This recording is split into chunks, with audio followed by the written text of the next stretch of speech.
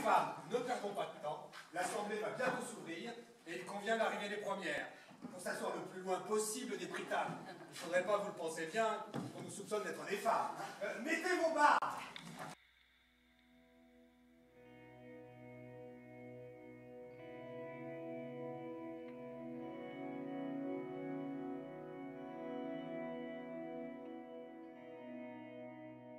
J'aimais bien Robert Merle, je ne savais pas qu'il faisait du théâtre en fait.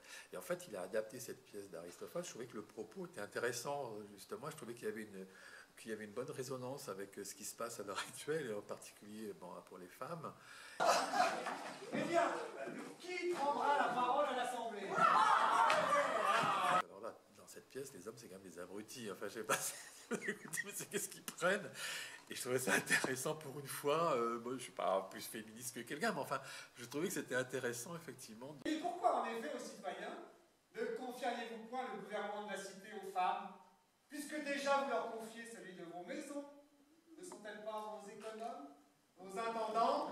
Parce qu'à l'époque, les femmes n'avaient pas du tout le droit de vote. C'est pour ça qu'elles s'habillent, qu'elles mettent des fausses barbes, etc. Ça, c'est vraiment dans Aristophane. Hein. Elles n'avaient pas le droit d'aller dans les assemblées, elles n'avaient aucun rôle politique. Elles devaient être simplement des reproductrices. Enveloppez-vous bien dans vos mentons pour dissimuler vos forces. Et n'oubliez pas, en marchant, d'attaquer fort les talons, comme les hommes! Mais alors, à l'époque, ce qui était drôle, en plus, c'est que les hommes jouaient des rôles de femmes qui jouent des rôles d'hommes. C'est ça qui est quand même incroyable. Ça aussi, ça fait partie que j'ai trouvé intéressant que Philippe prenne le rôle d'une femme qui joue, alors que c'est un homme.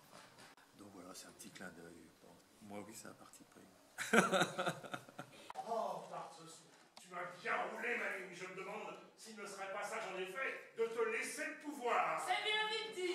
Je voulais quand même que ça se passe en Grèce, cette ambiance, que ça soit un peu genre Santorin, avec les petits volets bleus, les murs blancs. Et c'est plutôt réussi d'ailleurs, je dois dire.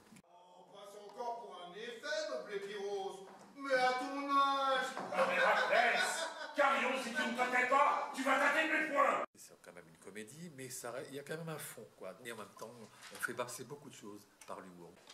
L'Assemblée a confié le gouvernement de la cité aux femmes. Eh bien, tu ne dis rien. Qu'est-ce qu'il faut que je dise? Mais je ne sais pas, moi, quelque chose comme... c'est vrai? Oh, pas possible! Je trouve que cette adaptation-là de Robert Mann, elle est assez... Enfin, moi, elle m'a complètement séduite, et ça a séduit aussi dans